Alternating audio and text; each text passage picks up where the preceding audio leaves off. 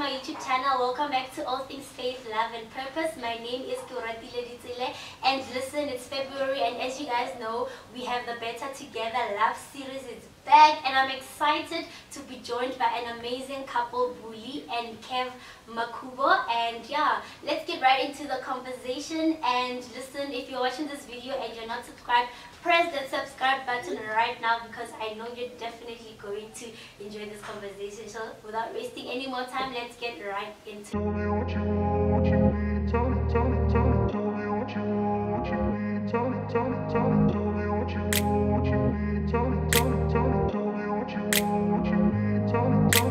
I grew up in a place where they told you what to chase, told you how to run the race. Every move was on the page, but I didn't like their way. Had to fight and misbehave. Had to fight. That's fine. My name is Buli Makhubo. I am 29 years old. I am, so many things I can say. What can I say? I guess I'm a YouTuber, I'm a content creator, I'm a wife to Kevin Makhubo. I am a mom to Esinako Makhubo. I am God's child. I think I am his daughter, and I just love to serve. I love to do whatever he tells me to do. I love to do it, and that's just my heart posture. Yeah, very simple girl. I like things. I like to God. I like to have fun, but that's another story. But yeah, that's just who I am, quite simply put. Beautiful. And Kevin Makhubo here, and husband to this lovely lady, young lady who's married to a young man. I'm 25 years old. I wish same age. Kevin Makhubo, who's very passionate about helping people, and my ministry is just to help people. I love that. It just gives me the power and the energy to continue to be the best husband and to be the best father. And I'm also a father to a wonderful, beautiful daughter. Yeah, that's us. Okay. Yeah. How I met Kev, because I feel like he met me before I met him, but I met him at church, to be quite honest. So the first time I met him, we were at a youth service, and it was one of those turn and look at your neighbor or the person behind you and tell them, one of those exercises. Little did I know that that person would be my husband. Fast forward, I didn't really pay that much attention to him, but fast forward, we went to camp. I think this was a camp in 2015 where we drove in a bus with everyone else all the way to Cape Town, and I just had a knowing of him. So I knew him. I knew his name, knew his surname, but I had never really put a name to the face, I guess. And when I got out the bus, I was like, that's him. That's Kevin, and I like him. and yeah, I guess the rest is history, because I think from that camp, that's where we started to talk, get to know each other a little bit more. Yeah, we focused on Jesus, but we also got to learn about each other more. And I think from that camp, that's when I first met him. Yeah. Which is quite strange, because how I met her is that I knew of her presence fully. I knew there was a lady who would come to church, to youth. So I'd actually stalk her. Yeah, Looking flat. Yeah, I'm confessing myself. I'm confessing. So what happened is that I would actually see her on Insta. She would have this outfit, and then I would know with at church I must look for this outfit, and I'd see her. So I was always there. I knew her, and I didn't think that she might be my wife, but I said she looks nice. She dresses nice. She has. There's just something about her, but I didn't have the time to actually pursue. So what she just said, I knew she was there, but I didn't act. I didn't do anything until we went to Cape Town. We were serving in the same team, and then when we were serving, and I was like, this lady's lovely, this lady's kind, but I didn't pursue. That's what she said, until I actually went and inquired to God about it. So there's a time we were actually seeing each other. We were dating, but we were not, how do I put this, we didn't make it official. Yeah. So what we did, we just decided, okay, let me find myself first. So what I did, I went to God. I prayed. I said, God, I saw this lady. She has everything else that I need in a lady, but I'm not sure if she's the one for me. So I actually prayed and actually fasted for her until God revealed, which this is your wife. That time, remember, she knew, I think the day one that she met me, which I could be her husband, we could do life together. But for me, I had to pursue God first, and then I found it in God. That's why I actually wanted to add that part to it, because for me, it shapes my relationship even now. So yeah. You start. I tell you, the first impression, I thought this lady would make me to fall. She was nice. She was well dressed. I'd put it like that. She was sexy. For someone to come to church, I'm like, why are you this sexy? And I said to myself, stay away from this lady, because that time I was celibate for years.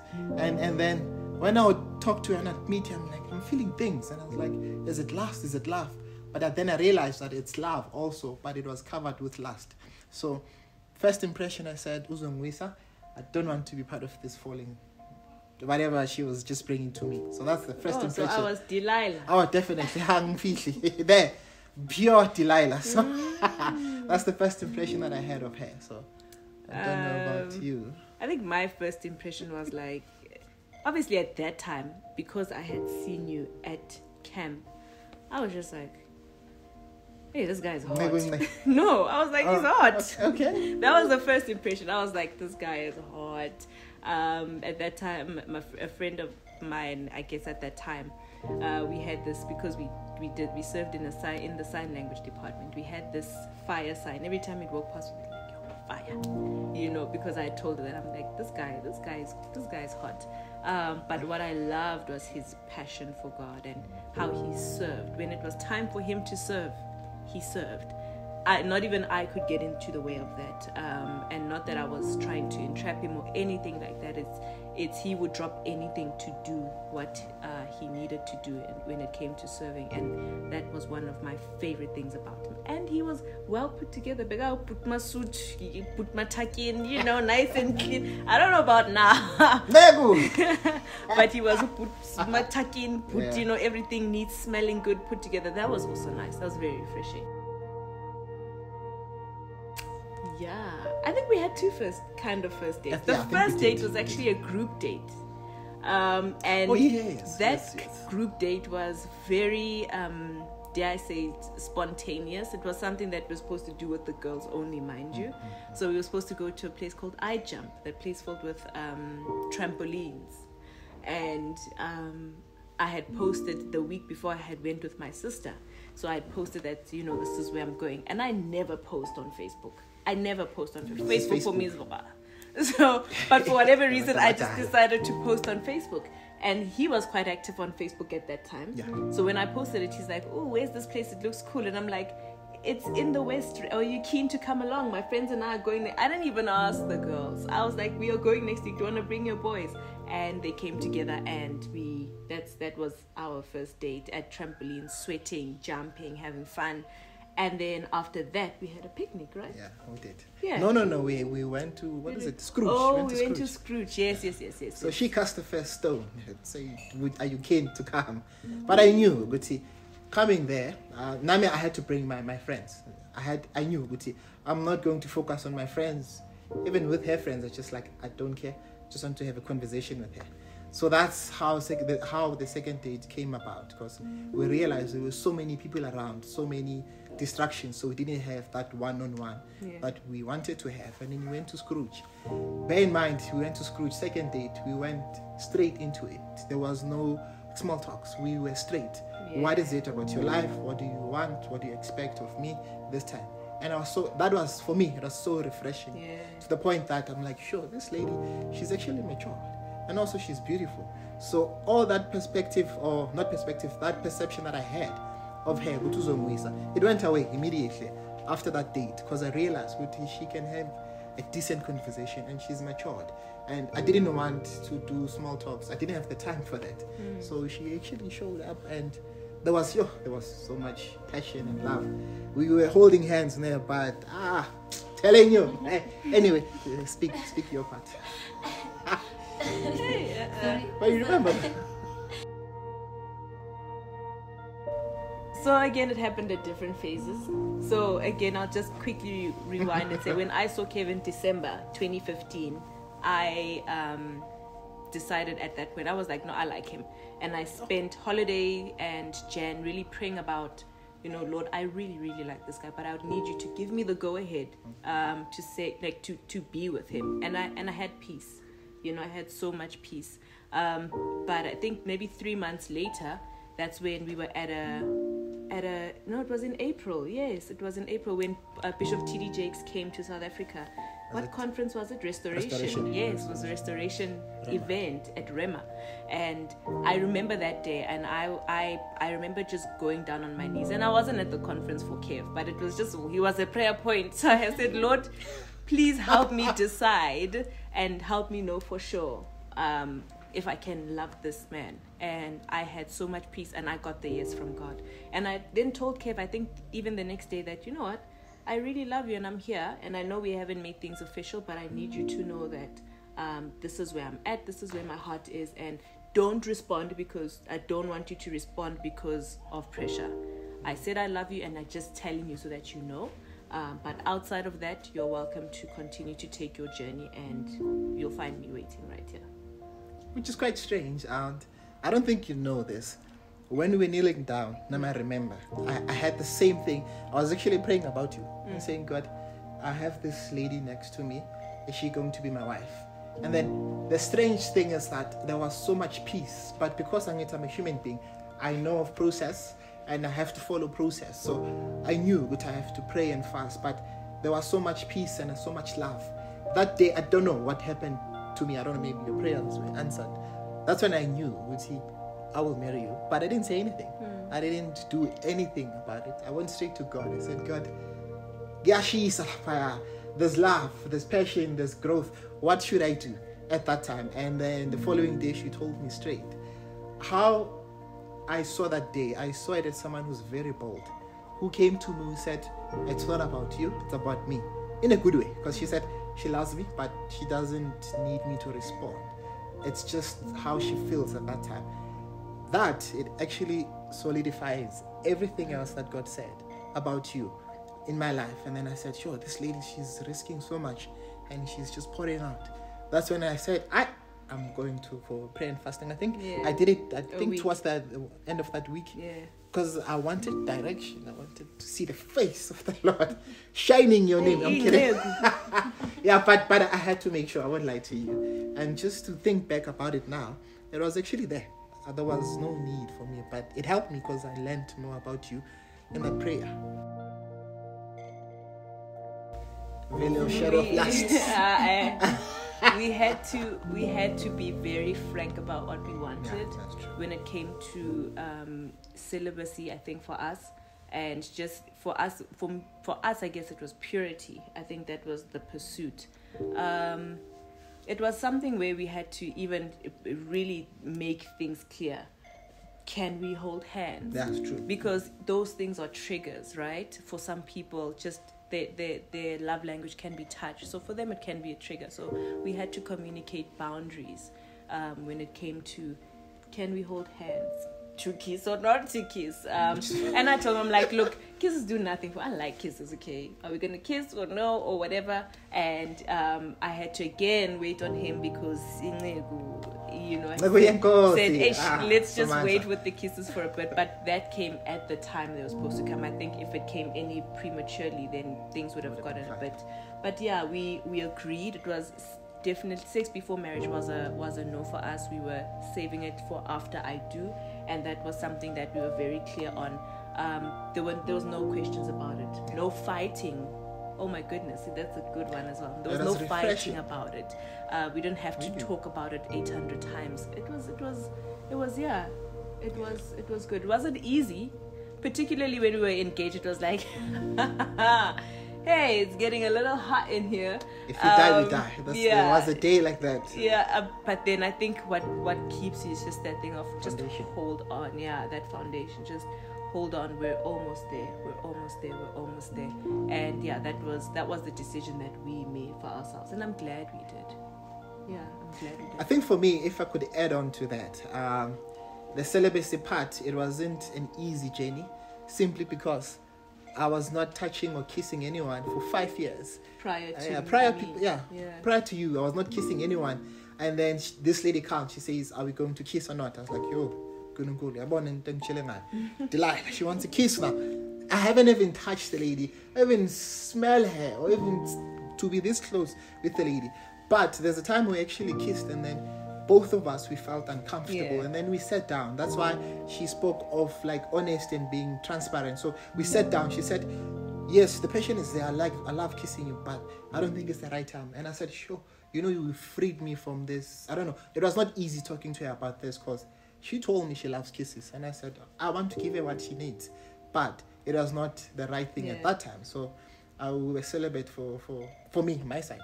For 5 years, it was not with any lady, kissing, touching, hugging, nothing at all. So was it easy? No, it was not easy. Oh, it was fire. But was it worth it? Yes. Would I do it again? Oh, yes, I would.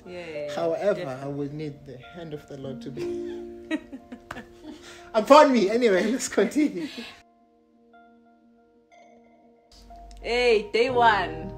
No, she did. I remember having a conversation with Kim, and we were just talking in general, that I was like, I would like in general, and not necessarily to him, but we were speaking together with one another. I told him at that time I would have loved to get married when I was 25, and at that time I think I was 23, because it was 24. You're right, sorry. So I calculated got a year. We won't get into the semantic of things, because you know that if you did what God said you needed to do, would have been married by 25. But that's when I knew. And I think once we were official, when we started dating, I already knew that anytime is tea time. I think for me, you can ask, and I'd be ready. Yeah. I think also for me, it was when we were at that conference, I knew I should marry you. There's a small story. She would have got married at the age of 25. But because I'm a human being, I was afraid. There was a time where I knew when I was supposed to propose, when I was supposed to do things. That day I was so uncomfortable. I was just not okay spiritually. And I didn't say anything to anyone. I only told her after I proposed to her that, do you know that we were supposed to get married 2017, not 2018? And then she's like, what happened? I was like, I just decided not to act upon what God has told me to do. But she gave me grace to actually do it again. So it would have been okay. But the first time I heard that statement, what came to my mind, I said, that's what happened to me when she said she wants to get married when she's 25. What I did in my mind, in my heart, I said, more this, and then I said, I'll spend time in praying. That's why I took longer. I prayed for at least 6 months. Praying and fasting 6 months, and I said, God, this lady wants to get married next year. Me, what about me? But then I realized that many are the plans in a man's heart, but God's plans prevails them all. Yes. I think dating, I'll start maybe with dating. Dating, the only thing for me that was a challenge, it's whenever we would plan something, like with us, like we'd decide maybe on a Sunday, I want to take her out to dinner or maybe lunch, nyana. And then, because her family, they have a way how they do things on Sunday. So I'll be clashing with the ways of her family. Saying on Sunday, they have to be there, have to prepare family lunch. They all have to eat. That time, I'm saying I'm not going to eat because I'm planning to have lunch with you. And then would have those conflict. That's when I realized that I need to marry this lady quick, because I just don't like sharing it with the whole family. Yeah, because it was nice, with the family, but I just wanted to take it out, to outside, speak, and then just look at each other's eyes and then get lost in the moment. I couldn't do that, and I hated it a lot. I really do. I think that's the only challenge that I had in dating. But marriage. In marriage, I think it's the matter of adjusting into a new space with a new person, and also not having grace so much, and also thinking you know so much and you will contribute in a certain way where you are not. And one thing I liked about that challenge, that it helped us to be closer and also to be intentional about each other in how we do things, and also speaking things, and also not only just speaking things, but also just, how do I put this out, being practical and also being honest with each other, and also telling me what you really want. Because I can't just guess and say, okay, today we'll hug, we'll kiss. No, just tell me. And it helped relationship. And also for us, whenever we had our baby, there was also another change. So I've realized, and I've seen it also, I think you've noticed that there will be a shake whenever the whole, situation changes. Change, Yeah, when things change. Baby came through, there was shaking, but because we had so much strong core foundations that we built on this relationship, it stands. And we standing here because of those foundations. And I could even tell her, the reason why we're standing together is because of 1, 2, 3 that we did while we're still dating. So for me, challenges in marriage, whenever there's like change completely, or a new phase that is happening in life, in our lives. So I must agree. I think on my side, some of the conflict we did face was when we were in seasons of transition. Yeah. I think those were times that were a bit, dare I say, tough for us, because we transition as people, we change as people, we adjust. And at some points it was very hard. So just in the beginning of marriage, just finding our feet, financially, that I think in the first year, finances and just adjusting to just us two was a challenge, and navigating that. I thank God at the end, of the first year we were good.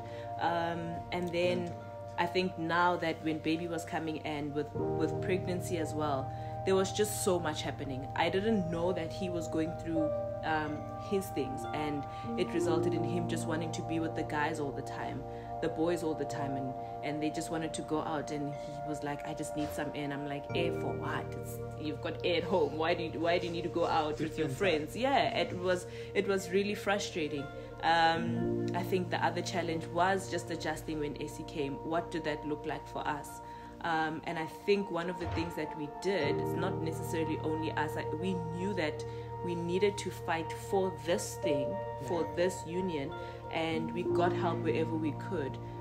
We even got someone who counseled us during times where we wouldn't understand, because we would have a lot of the same conversations during conflict. It would be the same thing, would be very repetitive. We wouldn't fight about a lot of things, but maybe just the 1 or 2 things all the time. And we realized that, no man, like something's not clicking. And that's when we were like, no, we need to get someone who will be, dare I say, a third part and a mediator, and who will help us to understand. And I think that was amazing, because she gave us tools that even now, when we have whether small or big, dare I say, conflict or arguments, even just the small ones, we can apply that which we've learned. So we've had our fair share of up and downs, but it was definitely just through those seasons of transition. It was that was the toughest for us. Me, that I really do desire to love a lot. I think I can come across as a person who doesn't care. Like, I'm just like, whether you care or not, who cares? I'll still live, okay?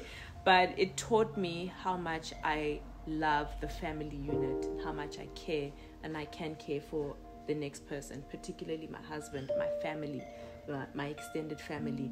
It also taught me that, there are certain things that you fight for, and fighting is not a bad thing, right? Fighting for one another is not a bad thing, just as long as we're both in the ring fighting. I can't fight if I'm alone.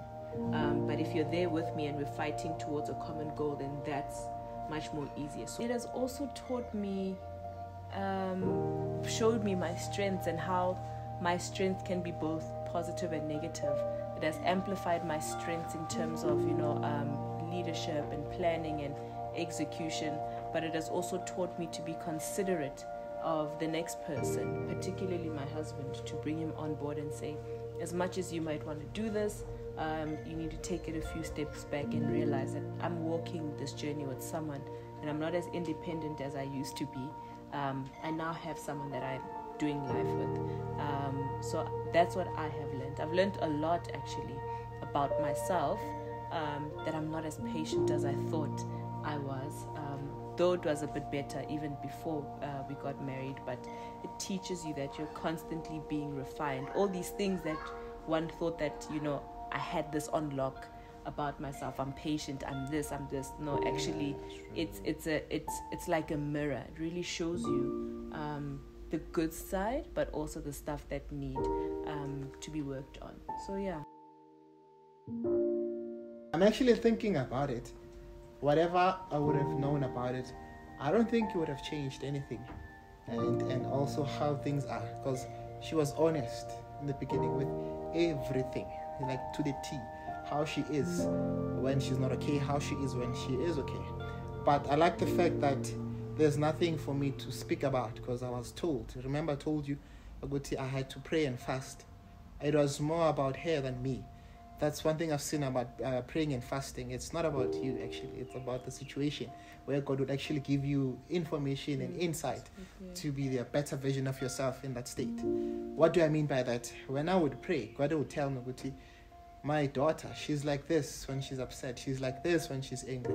She shows love in this way. So whenever I would see those things, because I'm a human being, yes, I'd want to respond in a human way. But God will remind me, like every time when there's a conflict, like even now, every time, God will tell me, Guti, if you say this, it will result into a conflict. If you don't say this, it will result into something better or so. So for me, there's nothing else that I think I would have known that would have changed things in any other way.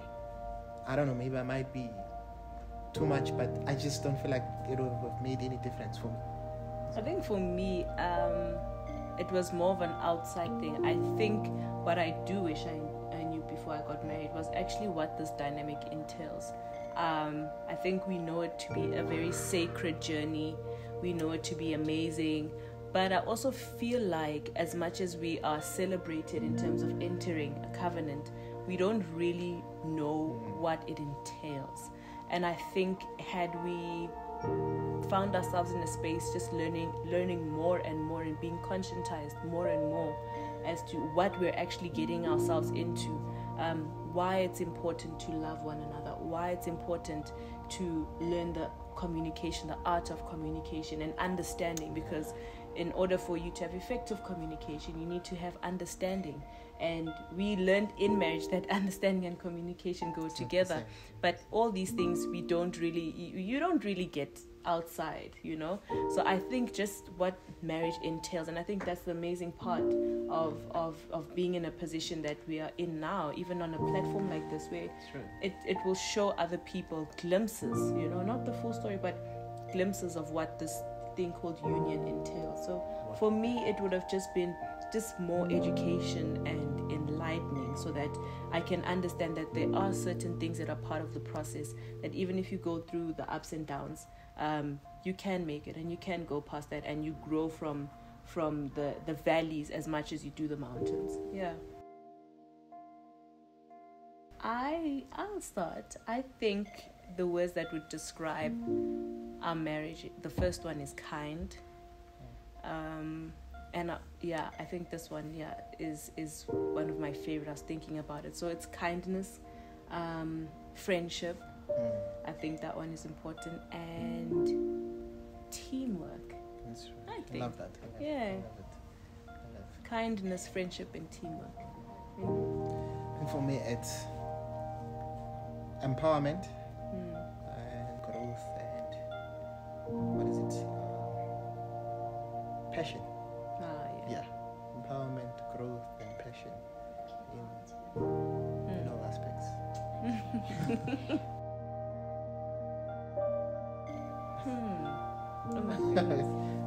Let's hear you. Let's hear it. Me. Obvious people will think of money and all that stuff, but for me, is having a functional and also beautiful family. Family can look beautiful, but it might not be functional. So I want beautiful and functional family, where everyone is taught to be kind, to what we've been taught, the foundations that they gave us. That's what I see in the future, and also in everything else that she has planned, in the dreams and visions that God has placed in her to be fulfilled fully. So, because for my journey, in terms of my personal journey, my vision, my growth, it's just straightforward. It's easy, it's simple. But with hers, God has gave her so much gift and responsibility. So for me, I look forward to see those things happening to your life. Hence, that's why I'd always be there for you and encourage you, and also remind you those things. It's not a call. Someday there will be a book, someday there will be a seminar. So I love those things. So that's one of the exciting thing about my life, seeing her future, her career blossom into my face. That's why I choose growth. I like that. So. I think for me, where I see our family is, I like that he said it first as well, so that I realize that we actually are on the same page. Over and above everything in this world, just a healthy family, a family that is happy, a family that has unity, and a family that has love. I think now that I'm older, I realize how important that is, and it's great, not to say that money is not important, or we shouldn't have, those things are fine, but I think the most important thing is the health of a family. I think a great society is built on that, and that's what I want. I just want our children, or our child, but maybe in the future our children, to come home and be happy that they're home, because they know that is a place of love, that is a place of fun, that is a place of openness and honesty and growth and support. So that's where I see us and our family. My advice, maybe for those who are preparing for marriage, I would say that they really need to invest in information. They really need to also be honest about their expectations and what they think marriage is. And they need to come together and sit down and say, what would you want it to look like? What do you want this family to look like? Where are we going from here to there? And I think then when you have that, it's easier to work through things when there's a vision. I guess that's why it's in the word, make it plain, so that those who see it may run with it. It's easy to know where you're going when you can see that this is it, this is the goal for us. I would say that those who are preparing to get married, please just learn and receive counsel from whoever's been there, whether it's good, even in the bad. Receive that counsel, because their mistakes can help you dodge mistakes coming forward. They don't have to be perfect. Just learn. And for those who are married, I think the most important, I think even while that we're learning as well, is to fight for this thing called covenant. Fight for it, but also protect it. I think we can get comfortable in the fact that we've been married for some time now, nothing could go wrong. No, protect it in the people who are around you, protect it from the people who are around you, friends, outsiders. I mean, sometimes the detriment of a marriage doesn't even come from people who are far away. It comes from people who can be close, who are just not for your marriage. So your relationships are important. Please have good friendships, good relationships, people who support you, even from family. If your family supports you, great. If they're not too kind, love them from a distance. It's okay. But I think that's a few things that I would say. From my side, those who are preparing to be married, I'd say know yourself and know what you want, and also what you are called for. Good. There's nothing that is frustrating than a guy who doesn't know what he's called for, then want to get married. You will frustrate this lady, and then also have this idea of when you get married, why do you want to get married? All right, because people will always say, why did you get married this year? And I tell them, it was not because yes, she's beautiful, yes, best friend, but there was a purpose to it. And I'll always say, what is the purpose of you getting married to this guy? Because at the end of the day, you'll be married, you'd have sex, the one thing that gets you excited. After that, then what? What are you doing? What are you living for? What do you see in your marriage? And if you don't know that, trust me, marriage for you will be miserable, because you're doing something you don't even know the purpose of it. Like if you're in history class, you don't know why you're in this history class, so it will be boring for you. You'd want to leave. So find out why you want to get married before you get excited over dresses and sex and all that stuff. Those things will pass before you get married. Then when you're married, be realistic, be kind as well in adjusting into the new space, and think of yourself, put yourself in your partner's shoes, where both of you are adjusting in this, but you mustn't expect so much that you even can't do it by yourself. All I'm saying is that run your own race. Know what you need in your marriage. Don't be influenced or be hyped out by the society or your family or your friends in how you do your marriage. if it means that this season you and your partner are saving up, save up. Don't be, I don't know, see your friends going on trips. No, you want to go on trips. Don't do that. Do what works for your marriage. And with that, trust me, you'll go far. You'll find yourself in a different season. You'll adjust better. So those ones are in marriage. I'd always tell you, Guti, I am proud of you. And the reason I'm saying that is because I want you to have this encouragement that even if you're tired, even yourself, when you've reached your limits, your weaknesses are getting the best of you, telling you I'm proud of you and I want you to do better. Because there's so much that you do good. There's so much that when you do, when you speak, when you carry. I even told you, even if I wasn't your husband, I was going to subscribe. I was going to follow you because it's good content. It's beautiful. And I don't want you to die with so much that is inside of you because you'll be depriving the world. So even if it's hard, continue doing it. Push it. And you're doing well. And I'm proud of you. Oh my goodness. What I can tell you right now, I just want to say thank you. You know, I think sometimes you go at a lot of things, and I think in certain moments I'm a bit of a perfectionist, but your heart is there, and I just want to say thank you because of what you do for our family, what you do for me. And I'm proud of you. I'm proud of you for taking on an amazing role, even when you didn't see it for your own life. You're doing your best for our life, and for that I appreciate you.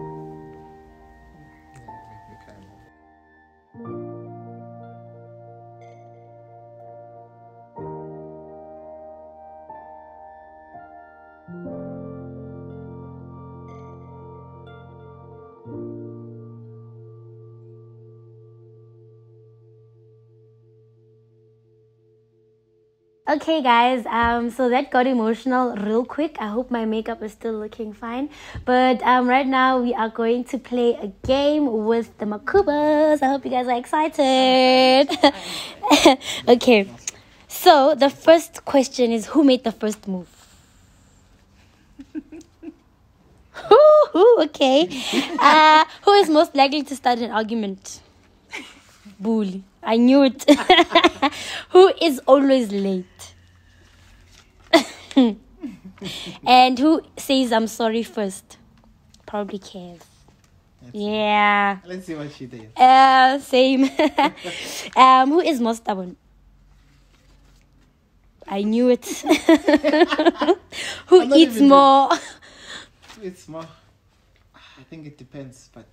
Okay, so it's a couple's thing, both of you. Who is better at buying gifts? She. Yeah, women are always the ones. I don't know why. Who remembers important dates? Buli. I knew it. Just said December. It's obvious. You just said you got married in December. Who dances better? Buli. And always. Always. Obvious. Like always. When I say always. You're just like me, 2 left feet. Who is more organized? Okay, and who cooks better? I think this is obvious. Like, Master Chef. Yeah. this one is also obvious. Who spends more money?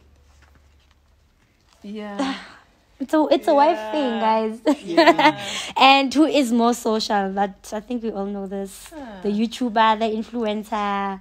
I think Speaking, I think it's both. both. I think it's both. Is it Yeah, both? both. Okay. He can be a little bit more social at times, and I'm okay. just like, no, we're not doing that today. Okay. And then I can also be. Okay, so both. I've Okay. grown to be social. Oh, okay. I wasn't social. I've grown to be social. He's more social, so it's a bit. Interesting. Actually check I'm with almost sure you guys didn't know anyone. that. Yeah. Okay. And the last one, who said I love you first? Buli. Buli has been shooting her shot, you guys. But thank you so much for joining us for the conversation. I learned so much. I cried. I mean, obviously. And yeah, man, I think I love you guys even more because I got to know you deeper, more. And I love that you guys are so Christ-centered. Continue doing that. Ronaldinho new words, you are inspired, and I'm sure that you guys also enjoyed this video. Remember, if you did, give it a big thumbs up. And if people want to follow you guys, where can they get hold of you? But I'm sure most of my subscribers, they already follow you guys. But just in case there's a few who don't know where they can follow you. They can follow me. Kev is off limits. Just Buli _Makhubo on all platforms. Okay. Yes. Yeah, and you can subscribe to her YouTube channel if you are not. But listen, she's got amazing content that you can learn from. But I'm so grateful that I got to have this amazing couple. Thank you for joining us. And yeah. Thank you for watching, you guys. See you in the next video of Better Together. Bye.